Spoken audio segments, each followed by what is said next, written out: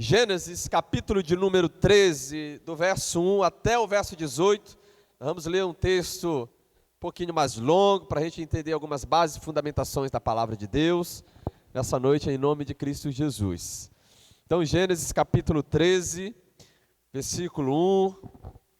Quem achou? Gênesis 13. Amém?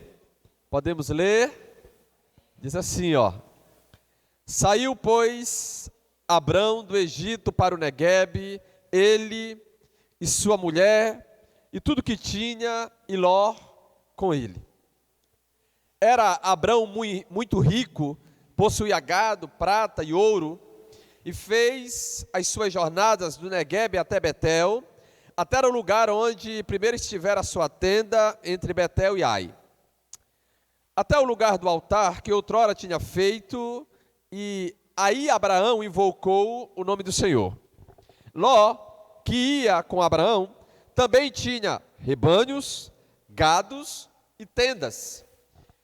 A terra não podia sustentá-los para que habitassem juntos, porque eram muitos os seus bens, de sorte que não podiam habitar um na companhia do outro. Houve contenda entre os pastores do gado de Abraão e os pastores do gado de Ló, e nesse tempo os cananeus e os ferezeus habitavam essa terra. Disse Abrão a Ló: não haja contenda entre mim e ti, e entre os meus pastores e os teus pastores, porque somos parentes chegados. Acaso não está diante de ti toda a terra? Peço-te que te apartes de mim. Se fores para a esquerda, irei para a direita. Se fores para a direita, irei para a esquerda. Levantou Ló os olhos e viu toda a campina do Jordão, que era toda bem regada, antes de haver o Senhor, preste atenção, antes de haver o Senhor destruído Sodoma e Gomorra, como o jardim do Senhor. Ou seja, os olhos de Ló, quando viram as campinas do Jordão, essas campinas eram como o jardim do Senhor. Qual é o jardim do Senhor? O jardim do Éden, ou o jardim do Éden, de tão lindo e belo que era isso aqui. Como o jardim do Senhor, como a terra do Egito e como quem vai para Zoar. Então Ló escolheu para si toda a campina do Jordão e partiu para o oriente, e separaram-se um do outro. Habitou Abraão na terra de Canaã e Ló nas cidades da campina, e ia armando as suas tendas até Sodoma. Preste atenção. A única coisa que Ló fez foi ir armando as tendas até Sodoma.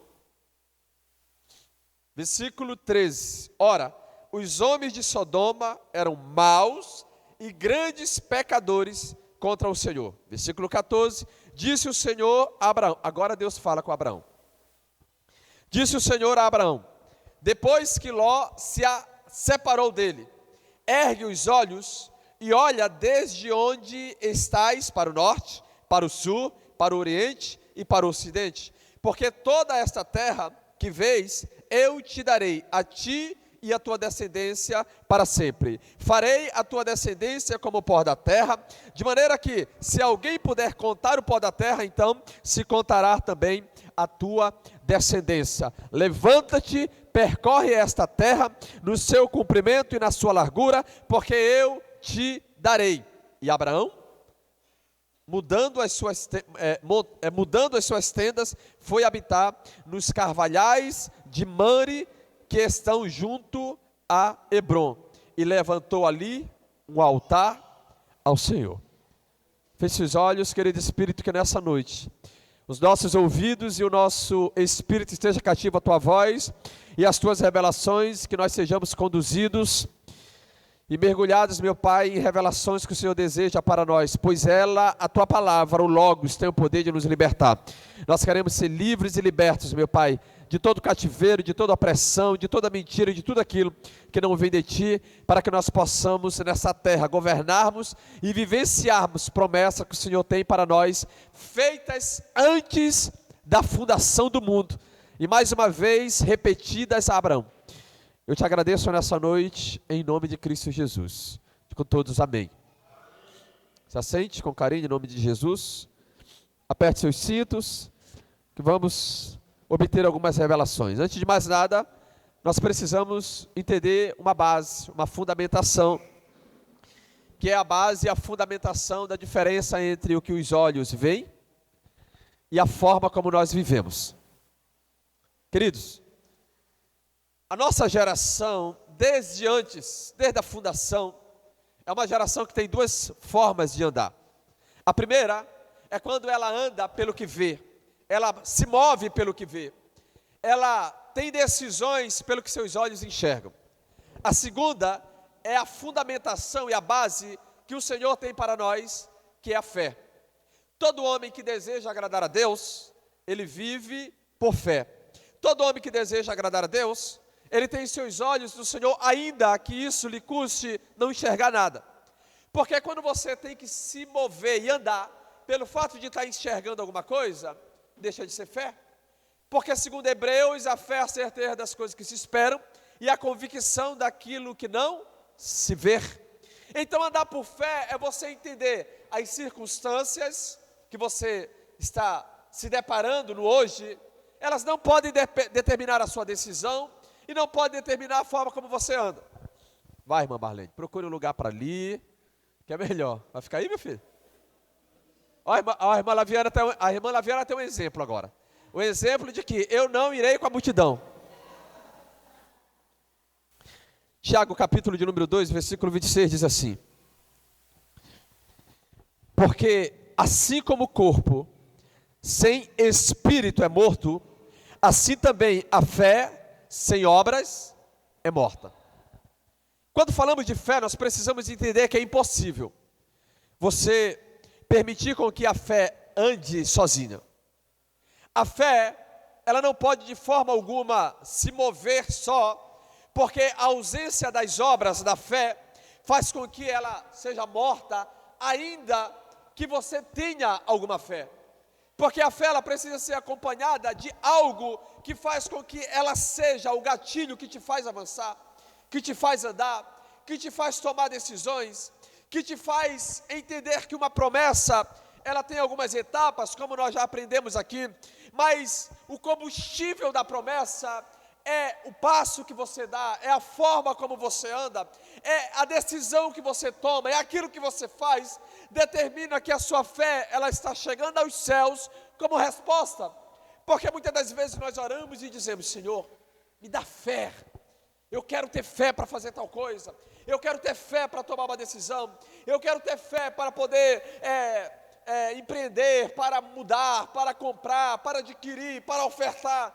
Só que o Senhor, para liberar fé sobre o homem, é necessário que primeiro o homem entenda que a fé, ela é dada no nosso espírito como um dom, mas a decisão que você tem de fazer algo, ela vem antes.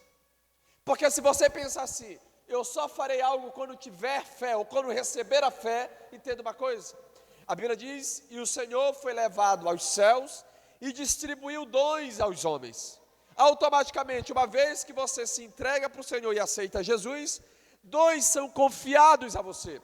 A questão é que, para que esses dons sejam estabelecidos, antes de mais nada, eu preciso entender: muitos deles só serão liberados quando você andar por fé. Digam todos glória a Deus. Alguns dons só serão ativos em nosso espírito. Há duas formas de dons ser ativos. Há mais uma terceira e uma quarta. Mas eu quero que você se atente para duas maneiras de dons ser ativos. Primeiro, se ativa quando um líder, um pai espiritual, o seu pastor, ele ativa em você esse dom, faz com que você receba, o apóstolo Paulo dizendo a Timóteo: não negligencie o dom que há em ti, pela qual recebeste por imposição de mãos e profecia por meio do presbitério. Então, palavras proféticas, imposição de mão, ativa dons em você. Timóteo estava negligenciando. A negligência é, Timóteo praticamente estava paralisando, matando o dom que ele recebeu. Timóteo estava perdendo a essência de vivenciar aquilo que ele havia recebido no espírito dele. Qual o papel do pai espiritual? Alertar, ativar, restaurar. Então o apóstolo Paulo diz: olha, Timóteo, não negligencie o dom que há em ti, pela qual recebeste por imposição de mãos e profecia do presbitério. Logo depois, ele escrevendo a Timóteo na segunda carta, ele diz: pela imposição das minhas mãos, ou seja, serás reavivado, se despertarás para viver aquilo que recebestes. Quando nós começamos a negligenciar o que Deus nos confiou, precisamos ser sacudidos, precisamos ser despertados, porque o dom que você recebeu, ele está aí, precisando ser exposto, ser ativo, ser colocado em prática. Para isso é necessário o quê? Que você faça alguma coisa, que você utilize desses dons para que eles não sejam esquecidos. Quantos de nós esquecemos dos dons que há em nós? Queridos, na Bíblia há aproximadamente 29 dons na Bíblia. Então você tem os dons do Pai, que são 7, você tem os dons do Filho, que são 5, e você tem os dons do Espírito Santo, que são 9. Os dons do Filho, e o Senhor deu uns a apóstolos, outros a profetas, outros a evangelistas, outros a pastores e outros mestres. Os dons do Espírito, dons de profetizar, palavra de sabedoria, palavra de conhecimento, operações de milagres e por aí vai, 9. E ainda tem os dons do Pai. Os dons do Pai estão relacionados com aquilo que a igreja faz fora. Por exemplo, o dom de misericórdia é um dom do Pai. O dom de governo é um dom do Pai. Quando nós começamos a entender isso, nós observamos que tudo isso está relacionado à fé. Então, todo homem e toda mulher, ele terá 2 caminhos, junto com a caminhada cristã: visão, ou aquilo que ele decide pelos olhos, e fé. Quando nós unimos ambos, tudo muda em nossa vida, porque agora não nos moveremos apenas pelo que vemos, pelo contrário, o que vemos só será substantivo, só será alicerçado se houver fé, porque se não há fé, eu posso tomar uma decisão que ela não agrada a Deus pela beleza dos olhos. Mateus, capítulo de número 6, obrigado Espírito Santo, versículo 22, abra sua Bíblia. Mateus, capítulo de número 6, versículo 22 diz assim. O que está escrito aí? São os olhos a lâmpada do corpo. Se os teus olhos forem bons, todo o teu corpo será luminoso. Se porém os teus olhos forem maus, todo o teu corpo estará em trevas. Portanto, caso a luz que há em ti sejam trevas, que grandes trevas serão. Se atente para cá, porque Jesus está utilizando de uma metáfora. Utilizando do quê? De uma metáfora. Os olhos representam o espírito. O corpo representa a alma. Então Jesus está dizendo, se o teu espírito, ele for bom, se o teu espírito, ele acessa a fonte, se o teu espírito, ele vivencia a luz, automaticamente a tua alma também será. Agora, se o teu espírito está contaminado, a tua alma estará contaminada. Então ele usa a metáfora dos olhos para nos demonstrar que há algo que acessa o nosso interior. Há algo que tem acesso àquilo que nós vivenciamos no nosso dia a dia. Os nossos olhos é o que abrem para que o nosso corpo seja contaminado, assim como o nosso espírito. Então, a forma como o seu espírito se move determina como a sua alma vivencia as promessas de Deus. Um exemplo, toda pessoa que tem problema no seu espírito, e sim, há problema no nosso espírito, que não são restaurados no espírito, tem dificuldade de ter uma alma ativa para com o Senhor. Tem dificuldade de ter uma alma que se move por fé, porque geralmente a nossa alma ela se move segundo a circunstância dos olhos, quando os olhos naturais determinam o caminho da alma. Então nossos olhos precisam ser aqueles que recebem do Espírito o que é necessário para nos envolver em Espírito, para que a nossa alma seja silenciada, para que o nosso corpo seja silenciado e para que as decisões dele não estejam ligadas com os olhos, porque os olhos naturais te apresentam apenas aquilo que é natural. Entendendo isso, nós agora podemos voltar para o texto de Gênesis capítulo de número 13, que é o tema da nossa mensagem hoje. A Bíblia nos mostra, antes de mais nada, eu quero abrir um parênteses para falar algo. Ló jamais deveria ter se apartado de Abraão. Ló jamais deveria ter se apartado de Abraão. Porque a promessa não era de Ló, a promessa era de Abraão. Quando o Senhor faz uma promessa a Abraão, dizendo: Abraão, sai da tua terra, da tua parentela, e vai para uma terra que eu te mostrarei. E ele dá sequência à promessa a Abraão. A Bíblia diz que Abraão sai junto com a sua esposa, junto com os seus servos, junto com os seus animais, seus bens, e leva com ele o sobrinho Ló. Ló vai junto com Abraão nessa jornada, e automaticamente a cena é: Abraão era o portador da promessa, então toda a promessa de Abraão teria que também respingar em quem estivesse com ele, toda. Talvez você hoje perceba isso na sua vida e veja Deus dando livramentos, Deus abençoando, Deus guardando, Deus projetando, Deus despertando pessoas que estão debaixo da promessa que Deus fez para você. Amém? Então, quando alguém se conecta com o homem da promessa, essa pessoa automaticamente também vive a promessa. Agora, quando alguém se aparta de quem tem a promessa e essa pessoa ainda não recebeu promessas, agora ela terá que lidar com uma vida sem o portador da promessa. Para Ló era Abraão, porque Ló não tinha relacionamento com Deus. Ló não tinha uma promessa do Senhor para ele. Ló não tinha a continuidade dada a ele, porque a separação foi feita de maneira trágica. Brigas, confusões. Agora, pelo fato de Abraão ter discernimento, ele diz: não é bom que os nossos pastores briguem, porque nós somos parentes, próximos. Então vamos fazer algo. Se você escolher ir para a esquerda, eu irei para a direita. Se você ir para a direita, eu irei para a esquerda, mas vamos nos separar. Nós precisamos estar distantes a partir de agora.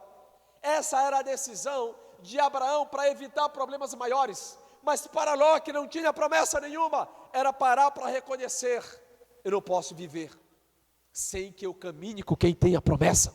Porque se Abraão tem a promessa, eu distante dele, vou ver encerrar a promessa que eu estou recebendo, que é de Abraão. E foi isso que aconteceu. Quando Ló toma a decisão, ele toma a decisão pelos olhos. E a decisão pelos olhos, ela é perigosa. Porque, queridos, toda pessoa que se move pelo que seus olhos veem, ela está a um passo de literalmente perder a essência de promessas de Deus, do Espírito, daquilo que ela recebe, daquilo que o Senhor tem para a vida dela. Porque as decisões pelos olhos, elas atraem a nossa alma e o nosso coração. As decisões pelos olhos, elas não têm condução do Espírito. A decisão pelos olhos, a Bíblia diz que quando Ló olha e vê aquela planície que dava em direção a Sodoma e Gomorra, nem para isso ele se atentou. Nem para isso Ló parou para pensar que tudo aquilo que era belo diante dele, havia um destino logo depois, que era Sodoma e Gomorra. E o que é que Ló faz? Ló começa a estender as suas tendas, e a Bíblia diz, até chegar em Sodoma. Geralmente, quando as decisões são dos olhos, você não olha para caráter, você não olha para a vida no Espírito, você não olha para a justiça, você não olha para a honra.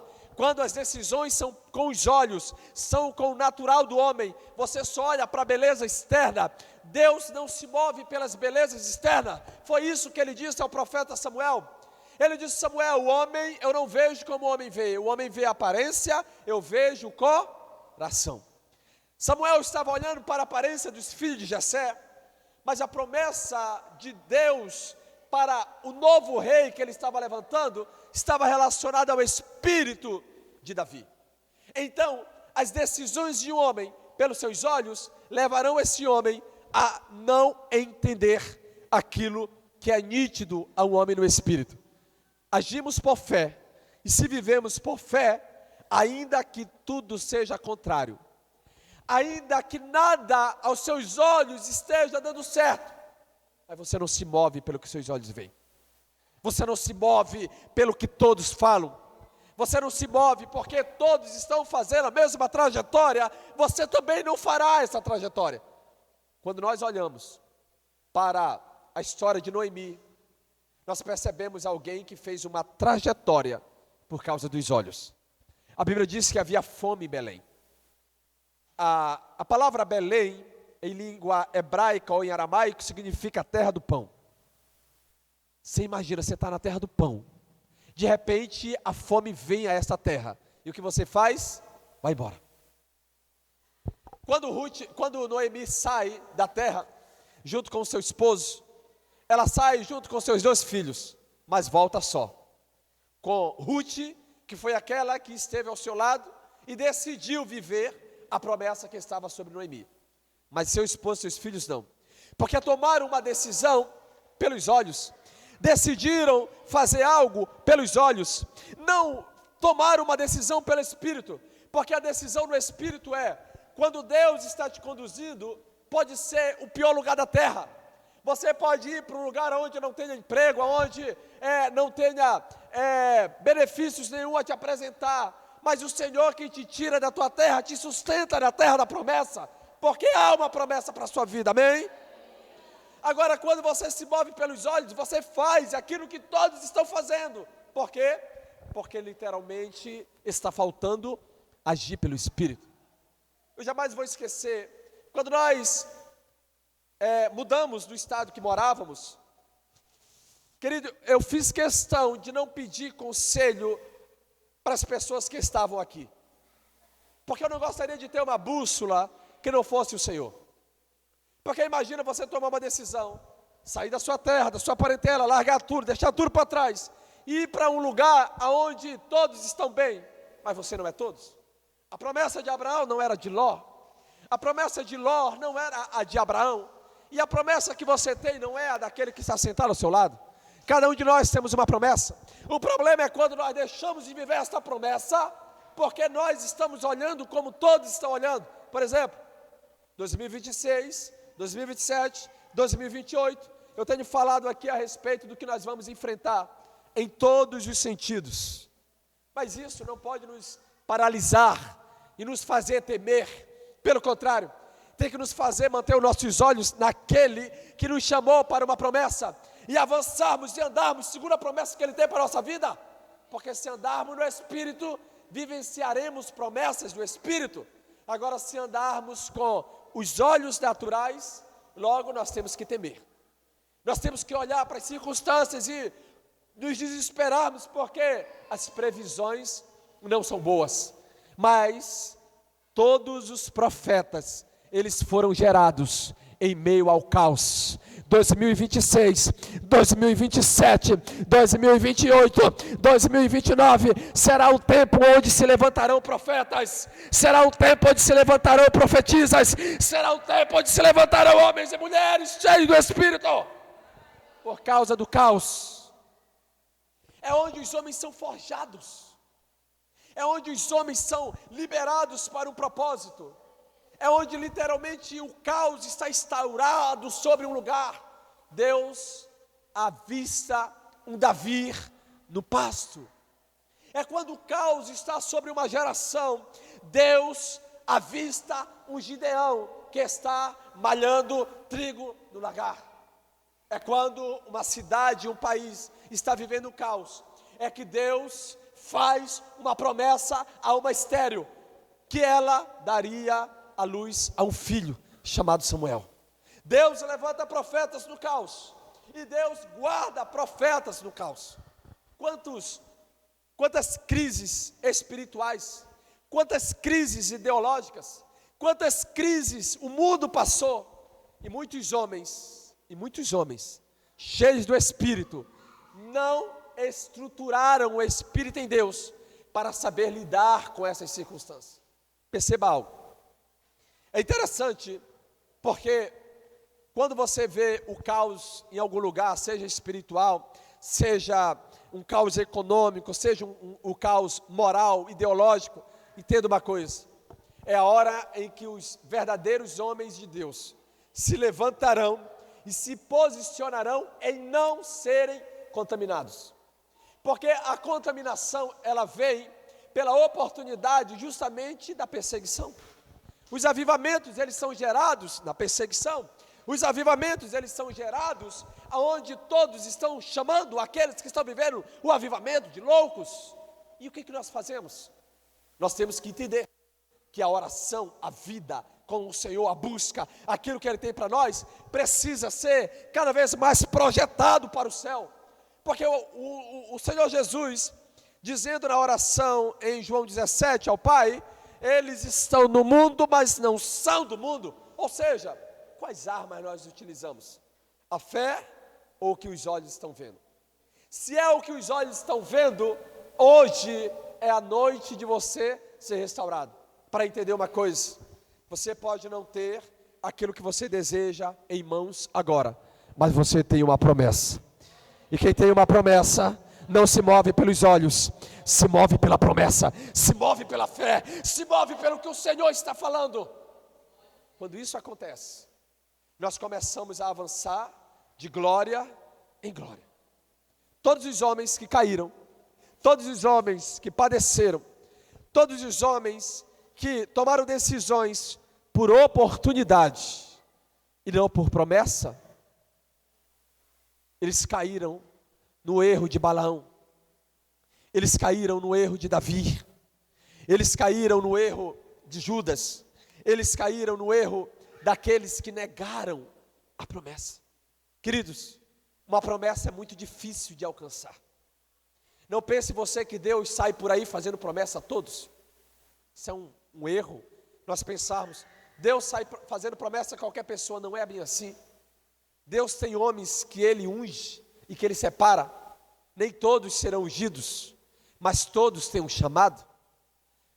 Nem todos são escolhidos, mas todos têm dons. Às vezes nós queremos que todos sejam ungidos, às vezes nós queremos que todos sejam separados, mas não tem como. Por quê?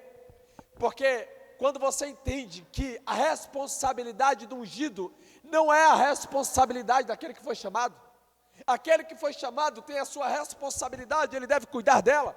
Aquele que foi ungido, ele tem a responsabilidade, ele deve cuidar dela. Aquele que foi escolhido tem uma responsabilidade e tem que cuidar dessa responsabilidade. Por quê? Porque Deus tem aqueles que não é queridinho, mas tem aqueles que Ele tem um fardo maior. Talvez você olhe e pense, mas o que determina ou o que diferencia um do outro? É só você olhar para mim, para você e para o outro e entender qual o fardo que você carrega hoje.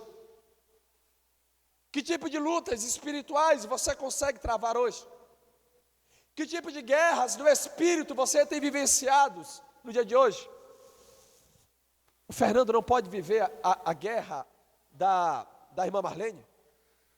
A estrutura talvez dele não suporte a dela? Ou a estrutura dela não suporta a da irmã Beatriz?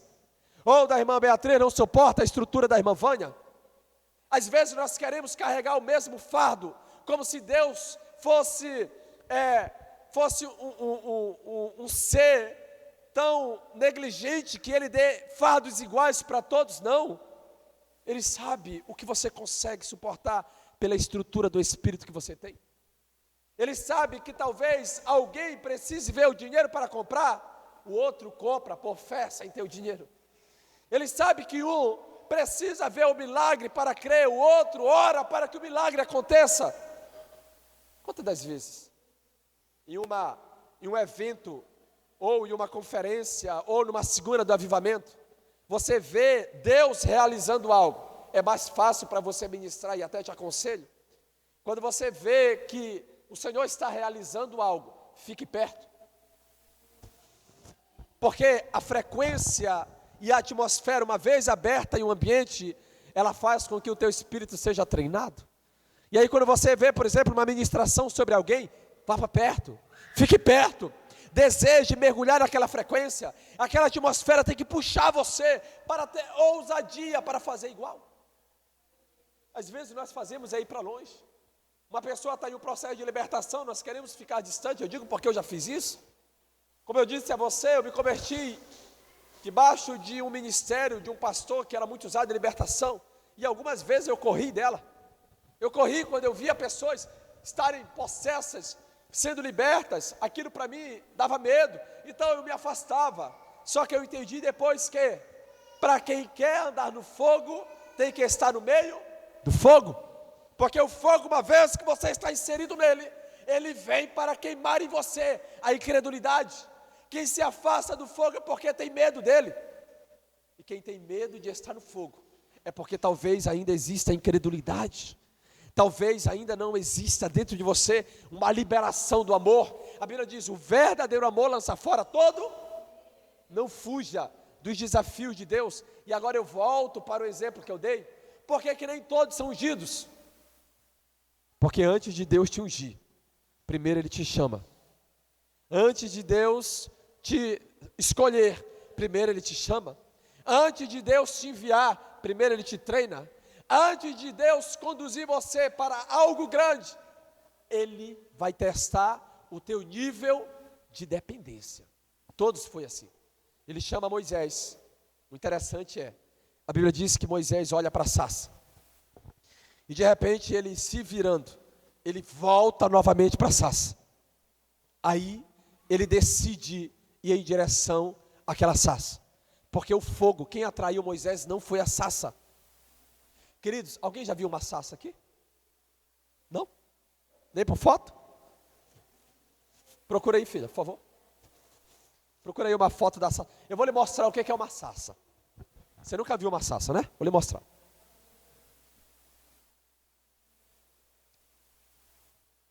A sarça, no deserto ou nos pastos, ela era algo tão inotável, que se... essa daí tá bonita. É daí para mais feinha, mas é assim. Mostra, levanta para alto aí, minha filha. Isso, essa daí, olha uma sarça, gente. Tem alguma coisa a se ver nisso aí? Não chama atenção de nada. A sarça é como se fosse uma moita, um capim. Para você ver, a sarça nem semente tem. Ela não dá fruto. Ela cresce no deserto porque é meio que indiferente. Então a sarça não teve o poder de chamar a atenção de Moisés. Agora o fogo teve o poder de chamar a atenção de Moisés. Porque o Senhor estava lá. E aonde Ele está não tem como passar desapercebido. Porque se o Senhor está no lugar, chama a atenção. Se o Senhor está no lugar, atrai para Ele. Se o Senhor está no lugar, seus olhos se voltarão para Ele. Pelo quê? Não pela beleza, porque a sarça não tinha, mas porque a presença dEle nos atrai. A unção do Espírito nos atrai. O poder de Deus nos atrai.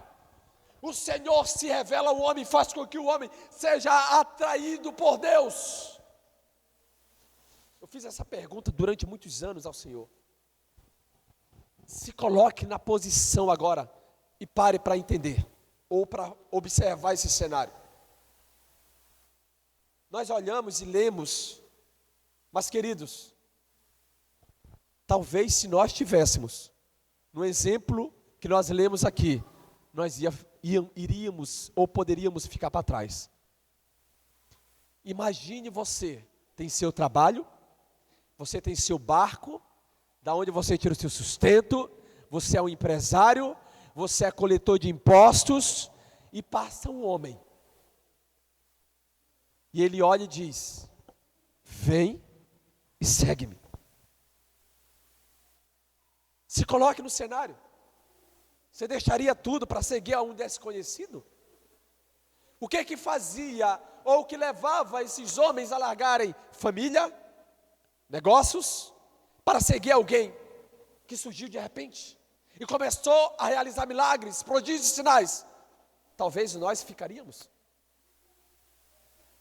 Talvez nós diríamos não. Então, olhar para Levi, João, olhar para Pedro, para André, para Tiago, olhar para todos aqueles que o Senhor chamou, é entender, por isso que o Senhor investiu tanto nesses homens. Porque, queridos, eles tomaram uma decisão que hoje muitos na terra não tomam e não tomarão, de largar tudo por amor a Jesus. de deixar terra, cidade, empresa, bens, deixar tudo por amor a uma palavra, a um evangelho, a seguir a um Deus, a vivenciar esse Deus, é algo tão difícil. Tem um detalhe: eles não tinham o que nós temos hoje.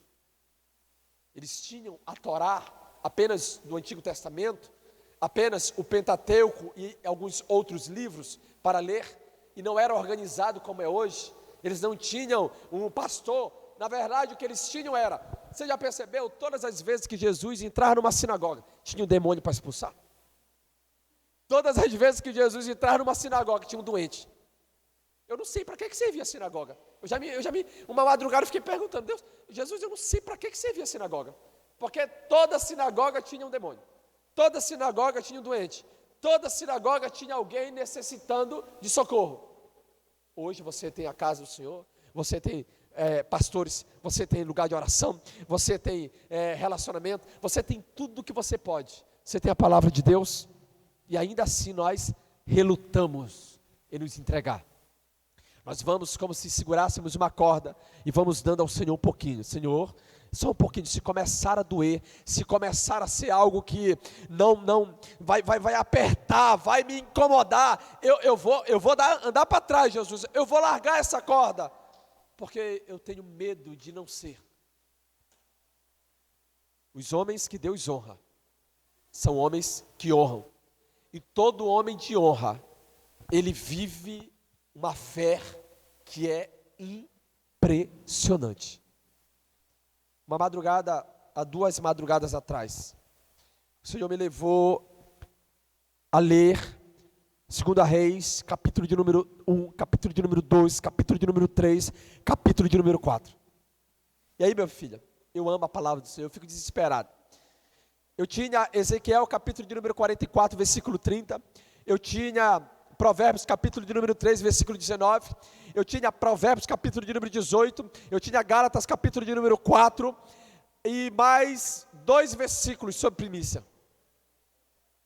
Mas eu nunca tinha lido, aliás, eu nunca tinha entendido a revelação de 2 Reis, capítulo de número 4. Se eu não me engano, no verso 18. A Bíblia diz que chegaram alguns homens para Eliseu. E esse homem trouxe primícias de pães e primícias de espigas de milho. E aí havia 100 discípulos dos profetas junto com Eliseu. E Eliseu diz: dai o pão a esses homens. Eu vou ler esse texto aqui. 2 Reis, capítulo de número 4. Eu olhei para 2 Reis, capítulo de número 4. Eu olhei para isso e falei: meu Deus, desde o Antigo Testamento, o Senhor sempre, versículo 42. Veio um homem de Baal Salisa e trouxe ao homem de Deus pães das primícias, 20 pães de cevada e espigas verdes no seu alforje. Disse Eliseu: dá ao povo para que coma.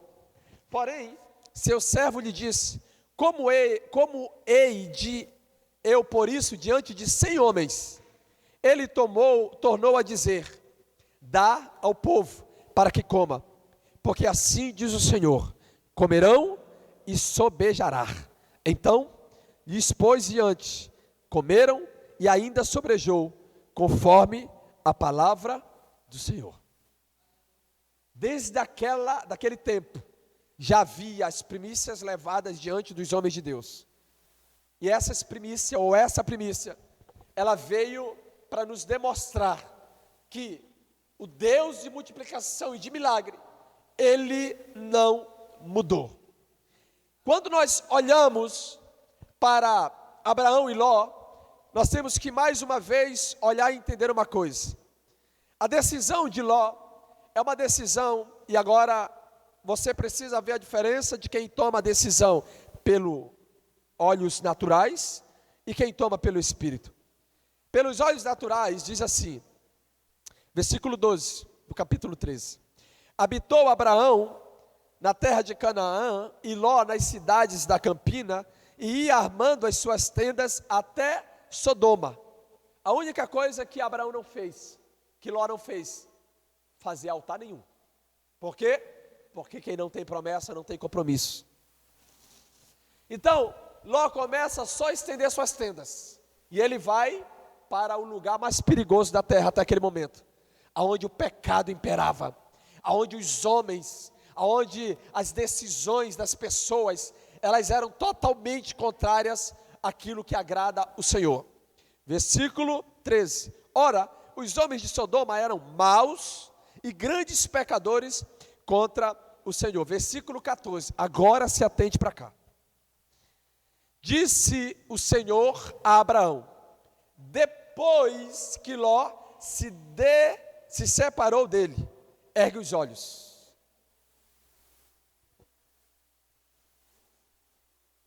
Foi preciso Ló ir embora, para Deus falar com Abraão. Queridos, tem pessoas que elas são impedimento para você ouvir Deus. Tem pessoas que elas são impedimento para você orar. Tem pessoas que elas são impedimentos para você viver uma vida de santidade. Tem pessoas que elas são impedimentos para que você ouça a voz de Deus. Eu preciso entender que o problema não é as pessoas. O problema é o estilo de vida que elas têm. Porque quando você está em um ambiente onde a palavra que você tem é: vamos orar, vamos buscar o Senhor. Deus não mudou, Ele é um Deus de milagre. Deus realizará de novo, Deus fará de novo, Deus realizará grandes coisas. Vamos ter a nossa vida transformada no altar de Deus, buscando ao Senhor. Você tem um incentivo para te conduzir.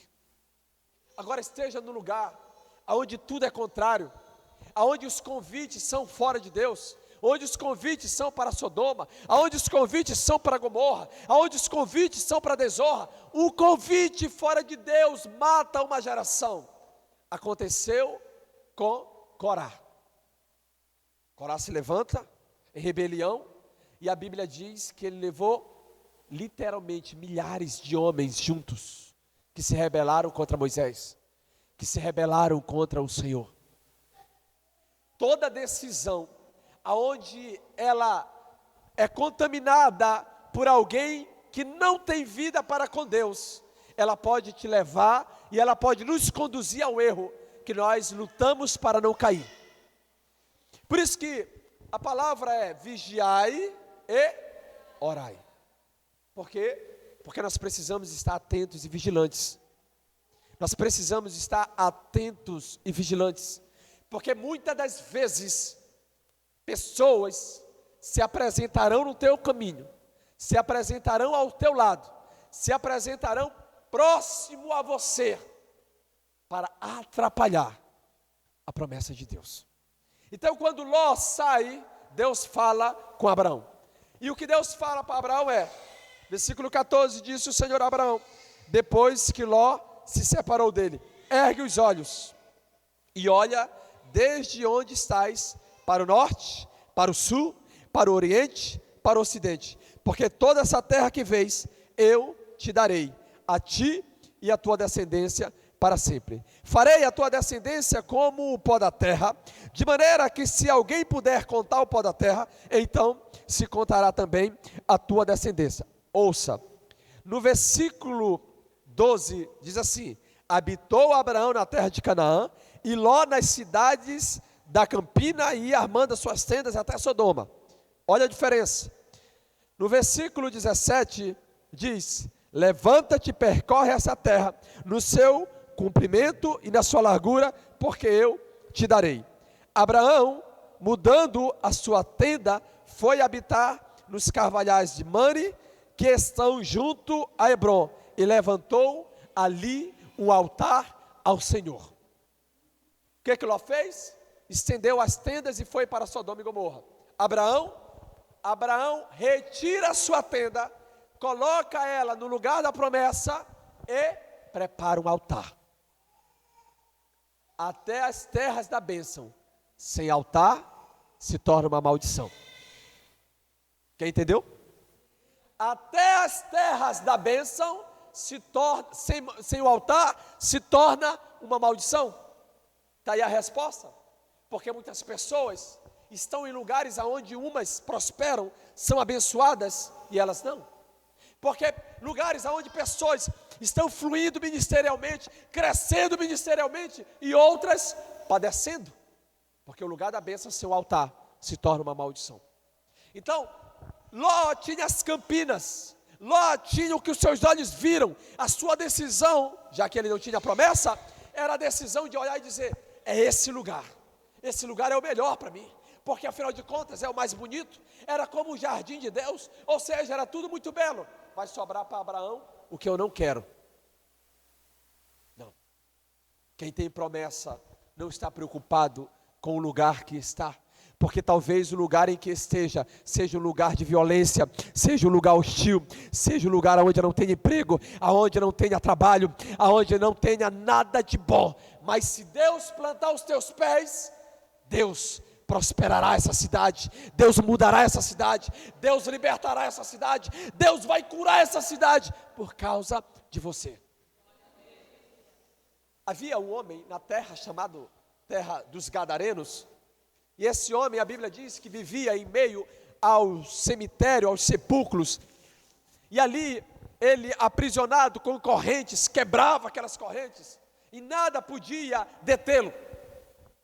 Aí a Bíblia diz que Jesus atravessa o mar, junto com seus discípulos, aí vem a tempestade, você conhece a história, mas quando ele chega naquele lugar, ele vai só para libertar aquele homem. Talvez você pense, Jesus fez esse percurso só para libertar aquele homem, porque a terra dos Gadarenos não tinha alguém para fazer tal coisa. Você não veio para cá, queridos, atrás de trabalho, pode ter certeza de uma coisa. Você veio para cá porque Deus tem uma promessa de um ajuntamento de homens e mulheres que estão sendo estruturados para o avivamento, para serem uma resposta para uma geração falida e ferida. Deus te trouxe debaixo de uma palavra. Agora tem um detalhe. Quem diz que quem tem promessa não tem também momentos difíceis? Os momentos difíceis, eles te forjam. Os momentos difíceis, eles fazem com que você seja estruturado. O teu espírito se torna mais forte. Você jamais receberá algo de Deus maior se você não sabe lidar com aquilo que é a base da estrutura de Deus para você. Às vezes você olha e diz assim: Deus, em ti não tem luta, em ti não tem guerras, em ti não tem dificuldades. Tem, faz parte. O Evangelho nos mostra o poder que há em você ser estruturado, porque quando você se depara com uma circunstância, com uma situação de desafio, é a hora que você entenderá uma coisa: eu sei em quem eu tenho crido. Deus vai estruturando você. É a hora que você recebe o não, Deus estrutura você. É a hora em que Deus vai mudando os ciclos e os territórios e nos faz perceber que aquilo faz parte da promessa. Olhar para a história de José é ótimo, mas não queira estar na história dele. Olhar e perceber que José tinha sonhos que Deus deu a ele. E o primeiro desafio de José, imagina, queridos, um homem bonito, um homem forte, que agora está como líder da casa de um homem riquíssimo, e tem a esposa daquele homem dando em cima dele. Foi o primeiro teste na vida de José. E eu vou liberar algo para o teu espírito. Eu posso perder uma promessa? Posso. Sim ou não? Eu posso perder um dom, algo que o Senhor me deu? Lembre-se, dons, eles são irrevogáveis. Deus não tira de você. Promessa sim. Agora, negligenciar os dons os tornam infrutíferos. Isso é responsabilidade sua. Deus não tira de você. Mas se você negligenciar. Aí quando você olha para uma promessa, uma vez liberada sobre você, você tem que cuidar com aquilo que nós falamos no domingo. De hoje em diante você vai cuidar com a oração de: Senhor, usa-me. Senhor, me dá uma nova unção. Deus me dá isso, Deus me dá aquilo, porque não vem somente a unção, não vem apenas o ser usado, não vem apenas a promessa, vem também a responsabilidade de cuidar da promessa, de cuidar da unção. Quantas pessoas pediram unção para Deus, receberam a unção de Deus e hoje estão mortas. Eu vou contar um caso de dezenas que eu conheço, de dezenas. Eu me lembro de um rapaz, esse rapaz me mandava mensagem, na época eu morava em Belém, era na época que havia aquela promessa de que Deus vai ungir todo mundo. Eu me lembro que esse moço queria porque queria, ele era um pregador, mas ele não fluía nos dons, e aí ele via os vídeos de alguns homens e tudo, e aí ele viu nossos vídeos, aí nos descobriu que a gente morava lá, e aí ele começou a ir atrás de mim: pastor, eu quero viver isso, quero viver não sei o quê. Falava assim para ele: primeiro, Deus vai estruturar teu caráter, Deus vai estruturar quem você é, Deus vai estruturar para que você não morra e não mate segundo aquilo que Ele está entregando a você, para que você cuide. Não precisa disso, Deus quer ungir todo mundo, Deus quer me dar. Falei: cara, vigia, cuida que não é assim. Não é assim sim, pastor, eu quero receber, eu vou receber. Aí um dia ele cometeu um erro, ele disse: e aquilo que eu já recebi, ninguém tira de mim, nem o Senhor, porque o Senhor está dizendo que não é assim. Eu falei: eu estou só tentando te explicar, para você não morrer.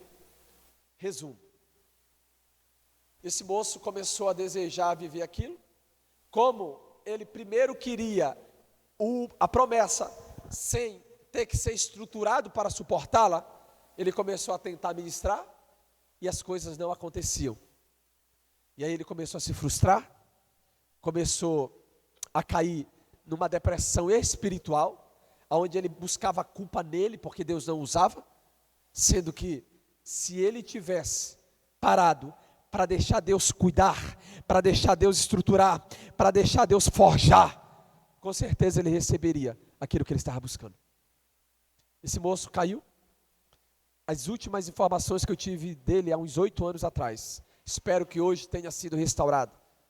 Não ministrava mais, não ia mais à igreja, não fazia parte de ministério, e isso é um exemplo de dezenas que eu tenho, de não ouvir falar, que eu vi de perto. E para todos sempre o conselho foi o mesmo: deixa Deus te estruturar primeiro. Não, mas eu quero ser usado. Calma, você não tem noção.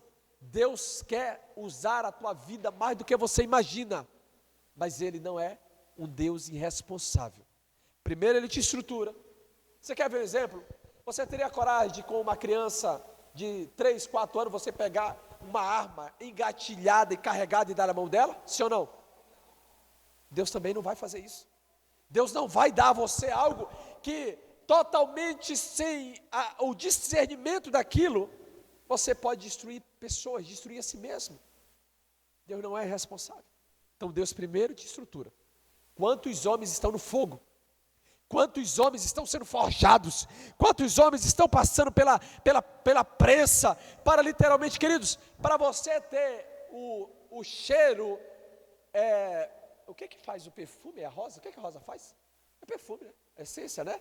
Para se ter aquele cheiro gostoso, precisa se prensar a rosa. Para se ter o azeite, que é tão delicioso, você tem que pegar a azeitona e colocá-la na prensa para tirar dela o melhor. Como é o nome daquele negócio que fica no mar, que dá algo valiosíssimo?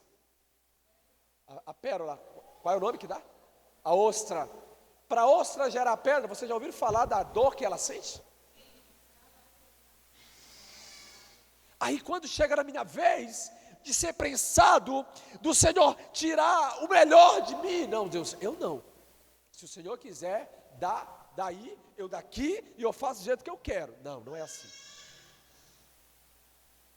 Um dia, o Senhor chama a Pedro e diz assim: Pedro, Satanás clamou por peneirar a vocês. Eu intercedi pela tua vida. Pedro era um homem que carregava o poder e a unção de Deus. Pedro era um homem que já realizava milagres. Pedro era um homem que já tinha um ministério dado pelo Senhor. Ele havia abandonado, ele abriu mão de tudo. Ele até fala ao Senhor: e nós que abrimos mão de tudo, Senhor, o que será de nós? E o Senhor diz: não há ninguém que deixe casa, família, que deixe bens, que deixe tudo por amor ao Evangelho, que não receba 100 vezes mais na terra e ainda a perseguição. Mas por que o Senhor intercedeu por Pedro? Porque aquele homem que tinha um ministério, que tinha uma promessa, poderia também cair e perder tudo. Ló tinha uma promessa, tinha uma bênção. Aliás, Ló tinha uma bênção e estava do lado da promessa. Mas quando ele sai do lado do portador da promessa, você conhece a história. A Bíblia diz que Ló vai habitar em Sodoma, versículo 14 e 15, você vai encontrar. Ló vai habitar em Sodoma. Os reis, 5 reis, atacam o rei de Sodoma e levam Ló cativo. E aí Abraão se mobiliza. Quem já ouviu falar nos 318? Abraão se mobiliza com 318 homens e vai guerrear contra esses 5 reis para poder tomar a Ló de volta. Ou seja, ele escolheu pelos olhos, pela beleza, mas ele escolheu o pior. Abraão deixou com que ele escolhesse, porque quem tem promessa não escolhe da maneira como os demais. E aí, quando Ló está aprisionado pelos 5 reis, vai Abraão vencer esses 5 reis e trazer o seu sobrinho de volta. Por quê? Porque nem tudo aquilo que escolhemos com os olhos, com os desejos da carne, com o desejo do coração, está apenas apontando para um lugar bom, para um lugar belo. Logo depois das Campinas, havia Sodoma e Gomorra. E Ló foi estendendo as suas tendas até chegar em Sodoma. Quantos de nós começamos a só estender tendas, porque o lugar é bonito, e quando nós vemos, estamos em Sodoma, estamos em Gomorra. É tempo de nós sermos restaurados em Deus e entendermos uma coisa. Queridos, quando nós somos treinados por Deus, a primeira coisa que nós reconhecemos, aonde você estiver, seja em Dubai, seja em Balneário Camboriú, seja em Belém, seja em Teresina, seja na Bahia, seja em qualquer lugar, altar de Deus. Abraão, com o que restou para ele, preparou o altar. Ló não quis saber, porque Ló não tinha essa prática. Você não vai ver nenhum momento na Bíblia dizendo que Ló fez um altar para sacrificar a Deus, mas Abraão sim. Praticamente Ló é aquele que só pegou carona. Havia um homem com uma bênção, com uma promessa, e Ló junto com ele viveu da mesma promessa.